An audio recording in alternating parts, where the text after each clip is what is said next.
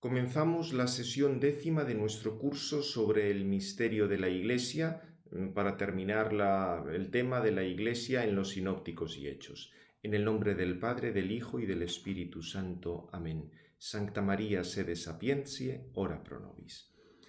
En la sesión anterior, recordáis, habíamos estado viendo las enseñanzas sobre la Iglesia, fundamentalmente en los sinópticos, toda la serie de acontecimientos que daban lugar en los evangelios para la constitución de la Iglesia. Habíamos visto todo lo del tema antes del reino de Dios, la Iglesia y todas estas cosas, pero nos quedaba un punto bastante importante, que es el del problema escatológico, porque recordáis que antes habíamos visto, pues sí, todos los acontecimientos del Señor que daban lugar a la existencia de la Iglesia, pero también habíamos indicado que según algunas personas, pues Cristo no podía fundar la Iglesia porque esperaba un fin del mundo inminente, el tema de un error en Cristo. Como evidentemente esto es un error antes que desde el punto, o sea, decir que en Cristo había un error sobre esto es un error no solo para la eclesiología, sino también para la cristología, afectaría a todo el planteamiento de la fe cristiana. Y aquí lo que sucede, como ya indicamos al hablar de los orígenes de la Iglesia, es que algunos de estos que han dicho que en realidad Cristo había previsto un fin del mundo inmediato, era porque ellos quieren justificar que Cristo no podía haber establecido a la Iglesia. Entonces toman toda una serie de pasajes bíblicos para dar a entender que el Señor pensaba en un fin del mundo inminente. Trazando algunos capítulos brevísimos de toda esta manera de presentar las cosas, os recuerdo que en el siglo XIX, toda una serie de corrientes, sobre todo en el protestantismo liberal o otros autores de exégesis de ese tipo, algunos hablaban de un Jesús moralizante, una corriente pietista que se quedaba solo con el reino de Dios en las almas. Aquí sería pues un Jesús moralista al modo de un maestro kantiano.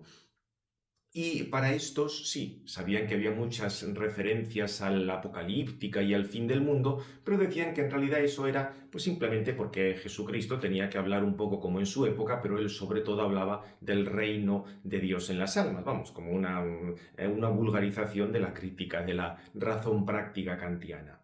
Otros, en cambio, como Colani, decían que en la época de Jesús había dos corrientes, una profética, que veía el reino como algo perteneciente a este mundo, y otra más bien apocalíptica, que ligaba el reino a un eón futuro. Y lo que hizo Jesucristo fue unificar ambas. Viendo el éxito de la predicación, eso le hacía tomar conciencia de su mesianidad. Evidentemente, para estos autores, ni Cristo es Dios, ni reconoce, ni sabe que es Dios, y entonces él concluyó que el reino sería a la vez espiritual y trascendente, todo el tema de la apocalíptica, pero ya empezaría a actuar en este mundo, y de este modo tendríamos esa corriente profética. Claro, en esta presentación, en la de Colani, que unificaba, diríamos, lo apocalíptico y lo profético, no tenía mucho sentido hablar de una segunda venida de Cristo para instaurar el reino de Dios definitivo. Entonces lo que hacía, en general pero todo este tipo de autores,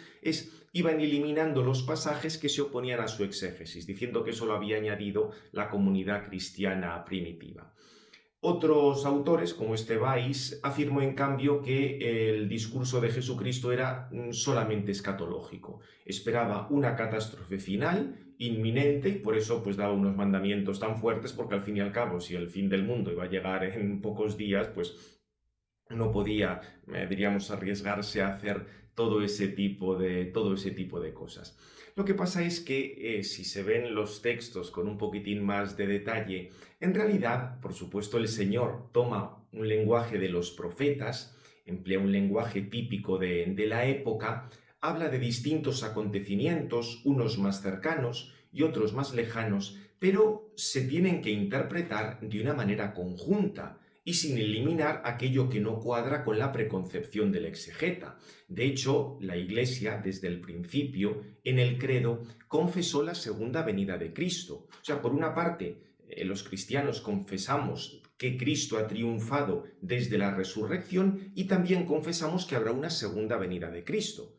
Las dos cosas, y esto repito desde las fórmulas de fe más antiguas, con lo cual esa era realmente la la interpretación que daba la Iglesia a todos estos textos de tipo apocalíptico. Vamos a verlo con un poquitín más de detalle, aunque la cuestión sería más bien exegética y no podemos entrar mucho, pero algunas cosas sí hay que decir. Fijaos que es especialmente notable lo que se ha denominado el apocalipsis sinóptico, diríamos aquella parte en los sinópticos donde el Señor habla del fin de los tiempos. Y también habla del tema de la destrucción del templo y de Jerusalén. Básicamente serían los capítulos 24-25 de San Mateo, 13 de San Marcos y en el 17 de San Lucas del 20 al 37.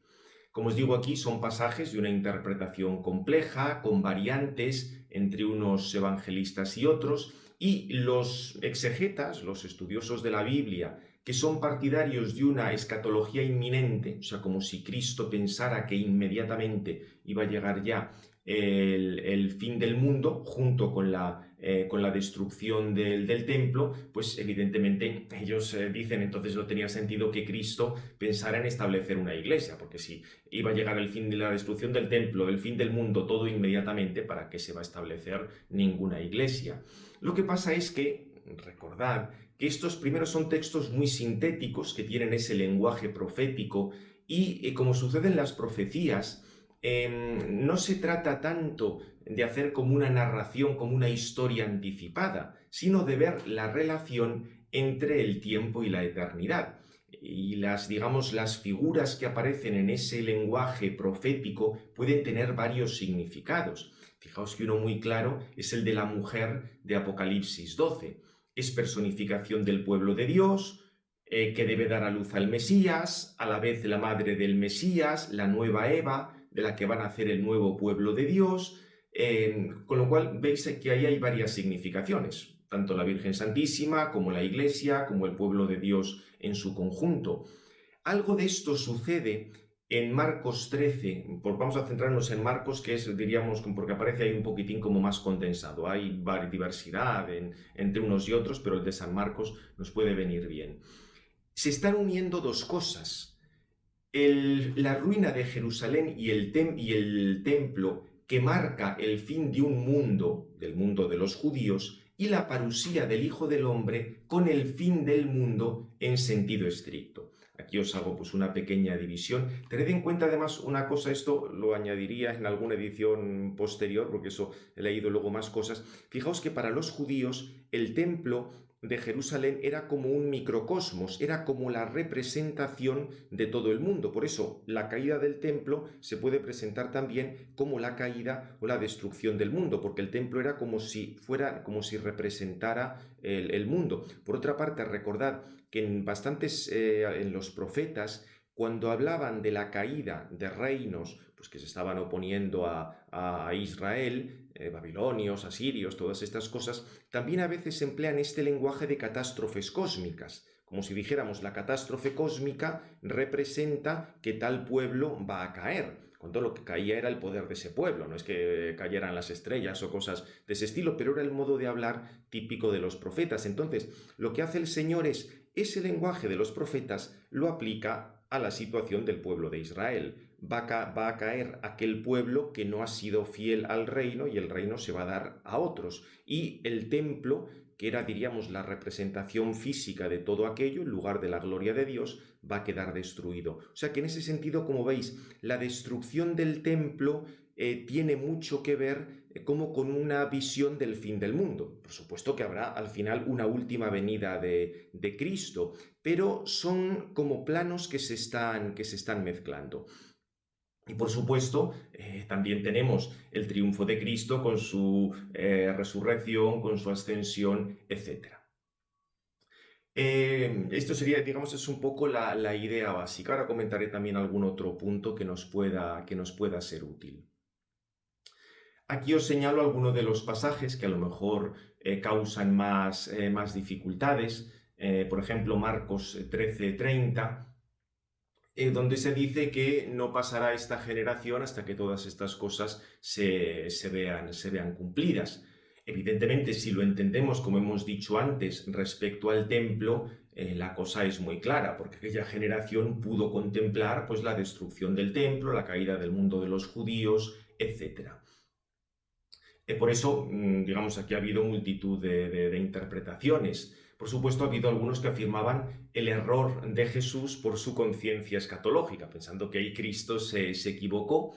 Otros hablaban que se refería al pueblo judío en su conjunto, que pasaría con la destrucción del templo, o incluso a todo el género humano en su conjunto, pues que al final tendrá que contemplar esa última venida de Cristo. Lo que pasa es curioso porque digamos aquí la estructura del griego es un poco extraña. Y en este punto os hago referencia, esto simplemente es una cosa por vía de hipótesis. Algunos estudiosos de lo que se ha llamado la Escuela de Madrid han visto que en algunas estructuras un poco extrañas del griego en realidad había un trasfondo semítico. O sea, que hay un trasfondo semítico en el griego del Nuevo Testamento, eso nadie lo puede poner en duda. Los testimonios que recogen los evangelistas en griego estaban dichos por gente que hablaba habitualmente en arameo, con lo cual la estructura de ese griego es casi como una transliteración, o sea, como ir poniendo palabras arameas tal cual traducidas al griego, entonces da estructuras a veces un poco extrañas que, diríamos, el sentido que tienen en griego normal no es el sentido que estaban queriendo decir aquellos que han dado ese testimonio, o sea, que son textos que leídos en su literalidad pueden despistar. Digamos, aquí se ve la importancia de la fe de la Iglesia, de la tradición, porque aunque tenemos esos textos, ya os digo que la fe de la Iglesia confiesa la resurrección de Cristo, la glorificación de Cristo, su triunfo y su vuelta al final de los tiempos. Con lo cual, estos textos que parece que hablan de un fin inminente, de una segunda venida de Cristo inminente, en realidad, vistos a la luz de la estructura aramea, no tienen exactamente ese significado. Ya os he dicho que para mí la idea básica es esto que he comentado antes del templo como una simbolización de lo que era el mundo y por tanto la destrucción del templo se puede ver como un anticipo de lo que será pues una última conflagración de los elementos o una segunda venida de Cristo con una destrucción de lo visible, en fin, lo que sea, que ahí tampoco tenemos muchos más datos. Lo que pasa es que entrando, ya digo, esto está en la bibliografía, os he indicado el libro que sigo, algunos de estos versículos, viendo el sustrato arameo, pueden cambiar un poco en su traducción, de manera que esto no pasará a esta generación hasta que se cumplan estas cosas. Algunos han sugerido que el sentido sería este: cuando veáis que el gran cáliz, la gran tribulación, la muerte, sabed que está cercano a vosotros el que está junto al Altísimo en el palacio celeste. En verdad os digo, cuando pasen el gran cáliz los hombres de esta generación, esto ciertamente sucederá. Con lo cual lo que estaría diciendo es que ese triunfo de Cristo va a venir pues a través de toda una serie de pasiones, de dificultades. También esta generación va a pasar pues todas esas tribulaciones y se irán cumpliendo las cosas que Cristo ha dicho. Como os digo, esto es una exégesis bastante novedosa, muchos no la aceptan, pero sería una aportación más a todo este debate en torno a la cuestión escatológica. Hay otro punto, utilizando estos instrumentos, que también puede adquirir cierta luz, el de Marcos 13:32, cuando encontramos esa afirmación que acerca del día y la hora nadie lo conoce, ni los ángeles en el cielo, ni el Hijo, sino solo el Padre. Aquí ha habido interpretaciones para todos los gustos, lo que pasa es que en este punto la Iglesia sí se pronunció, porque San Gregorio Magno recordó que no se puede decir que en Cristo en cuanto hombre haya ignorancia. Hay una ignorancia económica, o sea, en cuanto que él no lo sabía para transmitirlo, pero no quiere decir que no lo supiera, porque él conoce perfectamente al Padre. Entonces, San Gregorio recordó que Cristo, por supuesto que lo sabía, pero no tenía ese mandato, no tenía esa misión de transmitirlo. Porque, por otra parte, San Gregorio dice esto en relación con esto es lo que se llamó la controversia agnoeta, una variante de los nestorianos que hablaban de dos personas en Cristo, la persona humana y la persona divina, ponían esa ignorancia en Cristo, en la persona humana de Cristo, en la supuesta persona humana de Cristo para ellos, incluso respecto a algo tan elemental como era su segunda venida o el fin del mundo o estas cosas. Aquí de nuevo también el texto griego es bastante extraño y los estudiosos del sustrato arameo han sugerido un poco este sentido.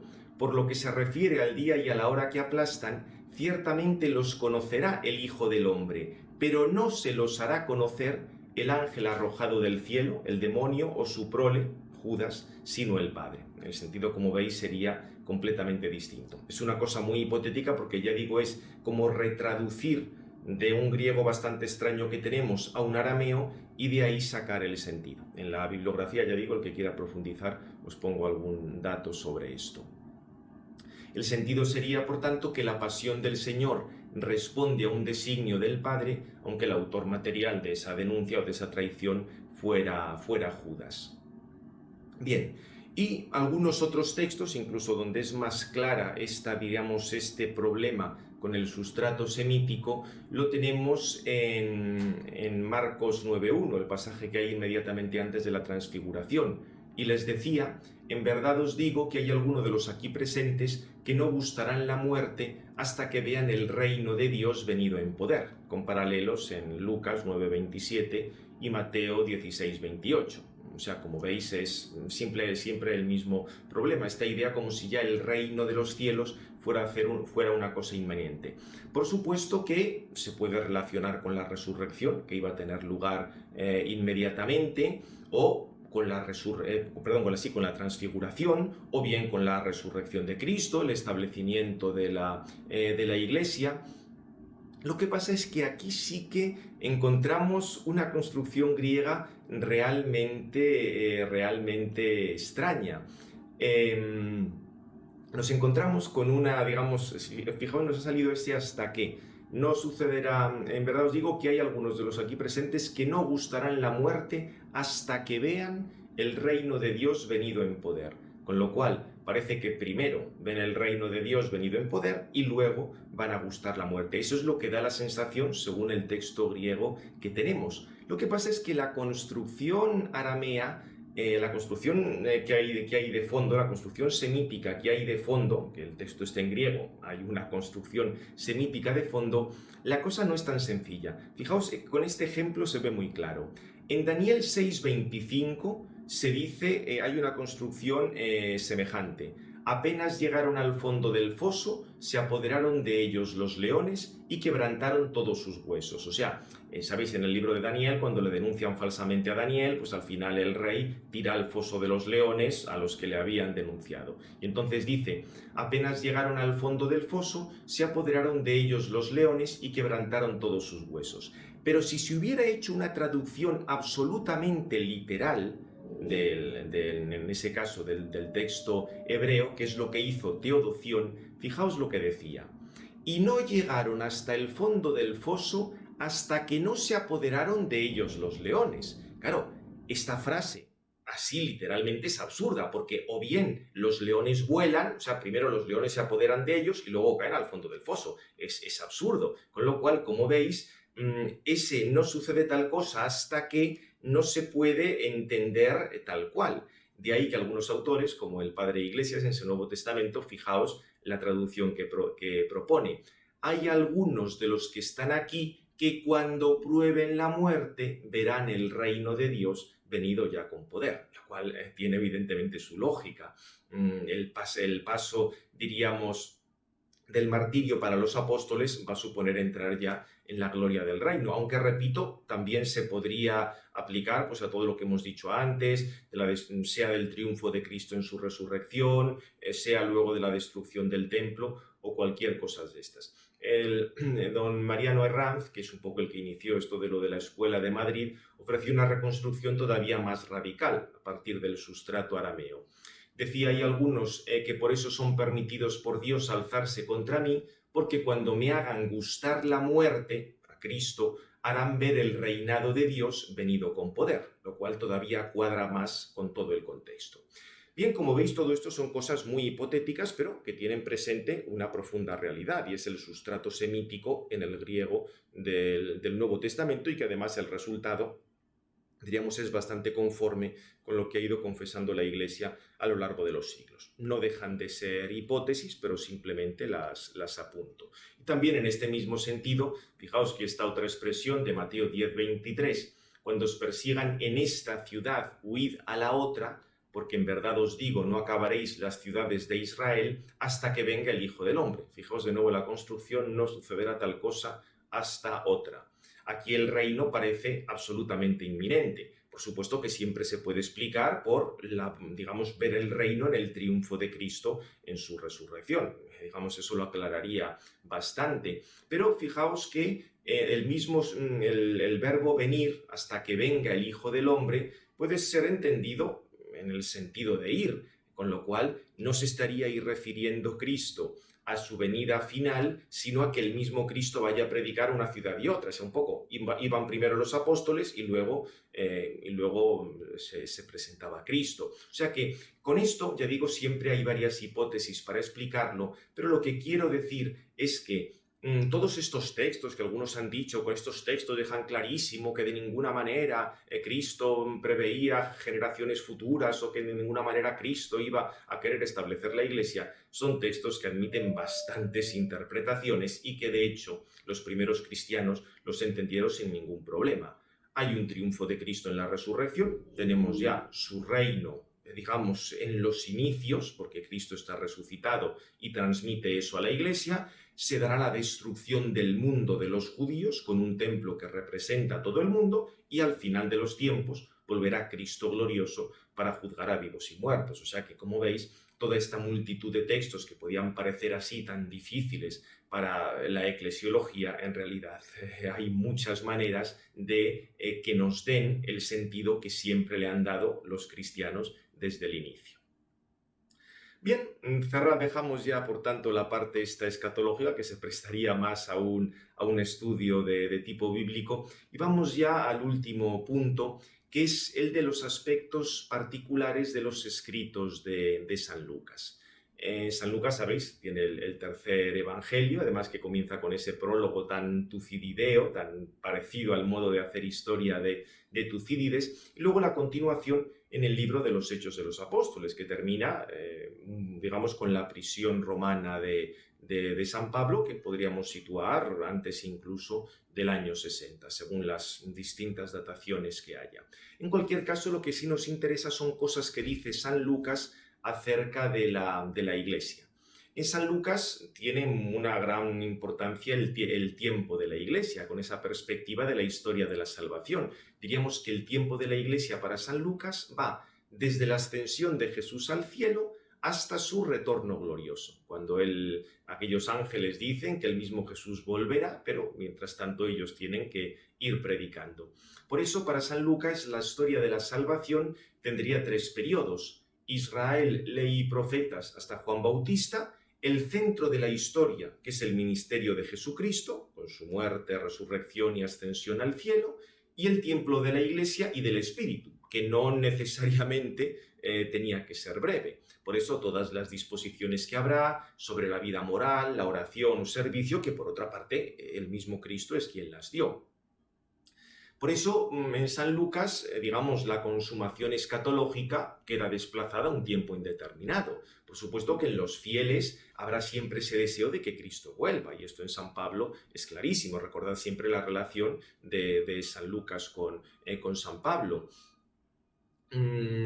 O sea, que ese deseo de que Cristo vuelva, sí, está ahí y es permanente, pero mientras tanto hay que preparar todo, hay que aclarar toda una serie de temas.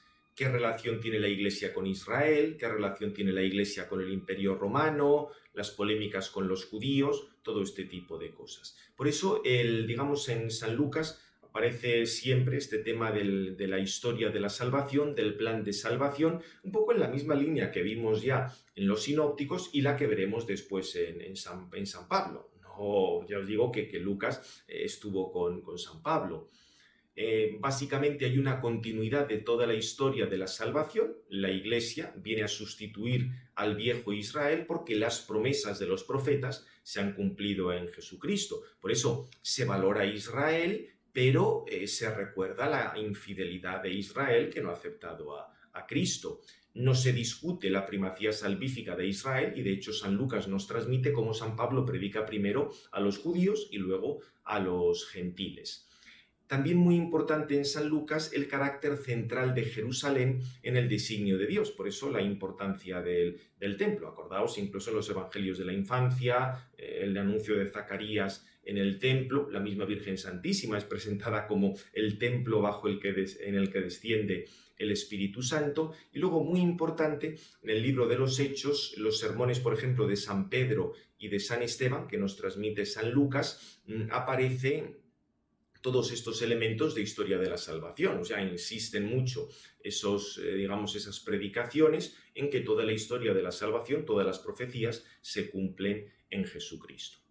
Si queremos decir algo más sobre la comunidad en torno al Mesías, pues hay que recordar eso, que es una comunidad que tiene por cabeza al resucitado. El esquema del enfoque de la Iglesia es teocéntrico, la Iglesia responde a un designio del Padre, es una creación de Dios, pero mediante el envío del Mesías. O sea, la Iglesia ya existía en el plan de Dios y por eso no puede ser destruida por los hombres, como le recordó Gamaliel a aquellos judíos. Si hacéis algo contra ellos y esto es designio de Dios, no vais a conseguir absolutamente nada. O sea que en este plan de Dios es un punto central la muerte y la resurrección de Cristo. También, por supuesto, hay referencias a las apariciones del resucitado que explican que el Padre es quien le ha glorificado y por eso San Lucas nos refleja que la comunidad cristiana tenía clara conciencia de que era el nuevo pueblo de Dios, solo que un pueblo adquirido por la sangre del Hijo y que que las personas se fueran agregando a esa comunidad, eso era obra del mismo Dios. Se habla de un bautismo para el perdón de los pecados, se hacen milagros en el nombre de Jesús y se recuerda que el mediador de la salvación es Jesucristo. Respecto a la terminología, en San Lucas encontramos el término eclesía, también eclesia tu Theou, iglesia de Dios, en continuidad con el Antiguo Testamento, pero en el largo discurso de Esteban, antes de su martirio, que nos transmite San Lucas, es como si Cristo ocupara el lugar de Moisés, lógicamente. O sea, Cristo es el nuevo Moisés, el que ha dado ya la alianza definitiva. Y los miembros de esta iglesia son los creyentes en el Señor resucitado. O sea que, por tanto, este aspecto de la comunidad mesiánica, la iglesia, tiene por cabeza al resucitado. Pero también hay multitud de referencias al Espíritu Santo, porque además, se van a cumplir ahí todas las profecías de esa efusión del Espíritu Santo. Si hemos dicho que San Lucas insiste en el tema de la historia de la salvación, se cumplen las profecías de esa efusión del Espíritu Santo. Por eso el tiempo de la Iglesia es el tiempo del Espíritu Santo, el acontecimiento fundamental del envío del Espíritu Santo por Cristo glorificado. O sea, no lo olvidéis nunca, quien envía el Espíritu Santo es Cristo, y en Hechos 2 es el acontecimiento de constitución plena de la Iglesia y de su manifestación al mundo. Es ya la realización de las profecías. O sea, por eso el tema de la efusión del Espíritu prometido por Ezequiel o por Isaías o por Joel, en los Hechos aparece cumplido en Pentecostés y en general pues en todo el desarrollo de la vida de la Iglesia. Como os comento aquí, pues el Espíritu es quien va dirigiendo a los misioneros a predicar el mensaje cristiano. Por eso pretender engañar a la Iglesia, como quisieron hacer Ananías y Safira, que, sabéis, estos dos quisieron así aparentar que habían hecho una gran donación, pero en realidad era solo la mitad, ¿no? El otro se lo habían quedado. San Pablo les dice que eso es querer engañar al Espíritu Santo. San Pedro les dice que eso es engañar al Espíritu Santo. Si querían, pues no tenían obligación de haber dado nada, pero lo que no podían era hacer ese engaño. O el tema de Simón el Mago. De ahí viene todo lo referente al término simonía, que quería comprar ese poder del Espíritu Santo presente en la Iglesia. Es interesantísimo todo lo de Simón el Mago, porque los padres de la Iglesia le vieron un poco como el inicio del gnosticismo, lo cual tiene bastante lógica, porque en el gnosticismo había una mezcla de elementos judíos, de elementos paganos, luego de elementos cristianos, o sea, una cosa, digamos, una cosa así, una síntesis o una amalgama bastante extraña, y veían los padres de la Iglesia en el primer gnóstico a Simón el Mago, porque veis que toma cosas del judaísmo, toma artes mágicas, al mismo tiempo quiere recibe el bautismo y quiere comprar el poder del Espíritu Santo. O sea, en ese sentido lo resume muy bien lo que será luego el gnosticismo, y de hecho los padres de la Iglesia decían que parte de los motivos de la ida de San Pedro a Roma había sido para combatir a Simón el Mago y que no extraviara, no confundiera a los creyentes. Bien, dejamos aparte esa cuestión que nos importa menos, pero está la idea esta de la presencia del Espíritu en la Iglesia. Por supuesto, a partir del grupo de los 11, de los apóstoles, la imposición de manos como una manera de transmitir el Espíritu Santo.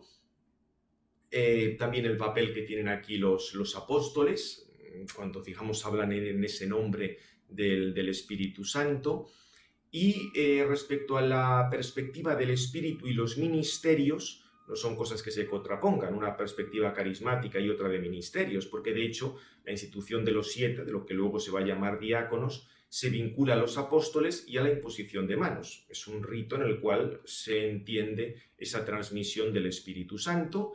Los presbíteros van a aparecer junto con los apóstoles en el Concilio de Jerusalén, y ahí todos entienden que están, digamos, actuando conforme al Espíritu Santo, y en la misma Iglesia se habla de carismas concedidos a los fieles, tanto de origen judío como de origen gentil. Aparecen profetas, maestros, hombres carismáticos, o sea que no hay ahí ninguna contraposición en estos inicios de la Iglesia.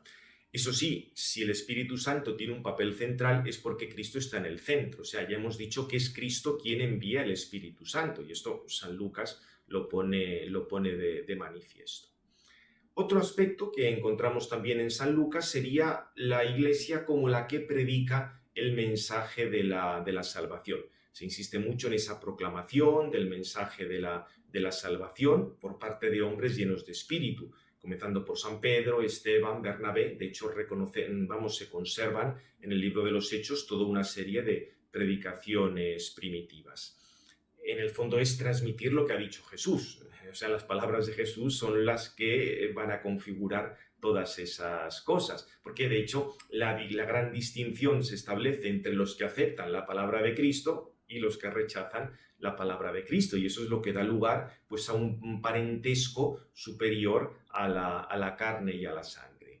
Lo que pasa es que esta predicación, diríamos, tiene como sus fases o tiene su organización. Hay un anuncio básico, lo que se llama el querigma, ahora que está tan de moda emplear palabras griegas. Es curioso porque esto, cuanto menos griego se estudia, más gusta emplear así palabras griegas, querigma, metanoia, todo este tipo de cosas.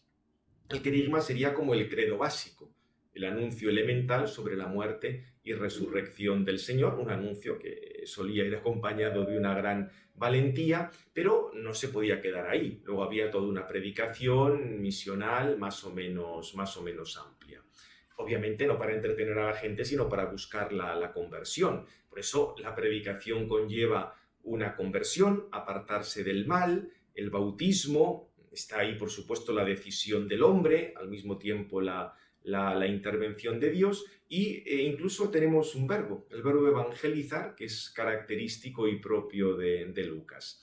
Y junto con ese primer anuncio, ese querigma, esa predicación apostólica, habría luego una instrucción más amplia a la comunidad, de la cual tenemos algunos testimonios.